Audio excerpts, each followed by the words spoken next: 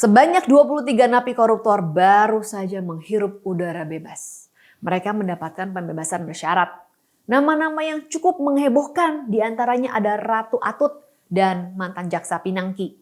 Untuk mendapatkan kebebasan itu mereka harus memenuhi beberapa syarat. Diantaranya berkelakuan baik dan aktif dalam program pembinaan. Selain itu, para narapidana juga telah memenuhi persyaratan melewati minimal 9 bulan masa pidana. Pemberian pembebasan bersyarat ini diatur dalam undang-undang. Dan ini tentu saja sangat bertolak belakang dengan semangat memberantas extraordinary crime seperti korupsi. Para koruptor tentu saja dong akan memanfaatkan celah hukum ini dengan baik. Apakah ini yang namanya adil dalam semangat memberantas korupsi? Sistem hukum kita nampaknya bersahabat sekali terhadap para koruptor. Makanya para koruptor itu tidak jera juga. Karena mereka bisa mendapatkan beberapa fasilitas yang diakomodir dalam peraturan kita.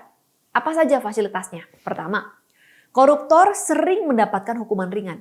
Masih ingat kan dengan kasus jaksa Pinangki? Dia awalnya dihukum 10 tahun penjara. Jaksa sendiri hanya menuntut Pinangki 4 tahun penjara. Kemudian Pinangki melakukan banding dan mendapatkan diskon besar-besaran 60%, hukumannya turun menjadi hanya 4 tahun penjara. Kejahatan Pinangki sangatlah berat. Sebagai jaksa, dia terlibat tindak pidana suap, pencucian uang, dan permufakatan jahat dalam perkara terpidana kasus Joko Chandra. Fasilitas kedua adalah remisi. Setelah divonis, para koruptor masih mendapatkan keringanan hukuman berupa remisi. Dalam kasus Pinangki misalnya, vonis 4 tahun itu hanya dijalani 2 tahun saja. Enak sekali Pinangki ini. Sudah melakukan kejahatan luar biasa, hanya dikurung 2 tahun saja.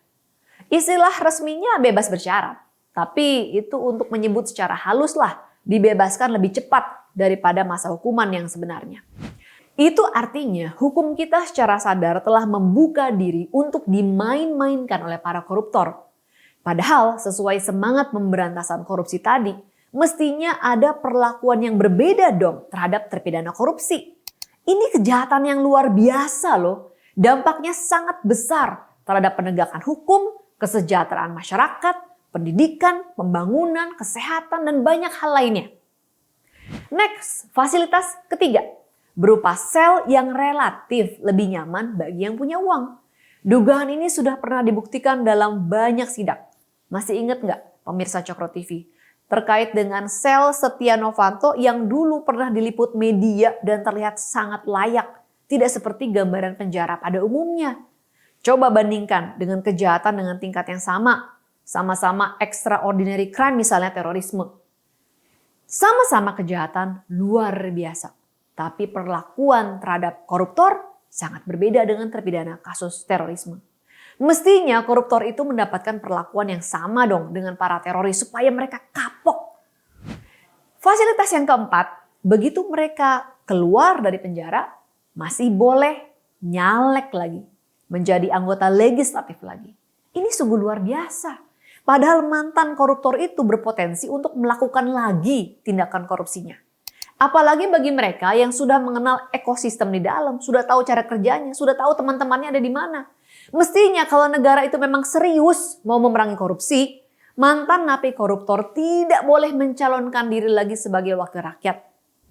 Ini berkaitan dengan nasib orang banyak, tidak boleh main-main.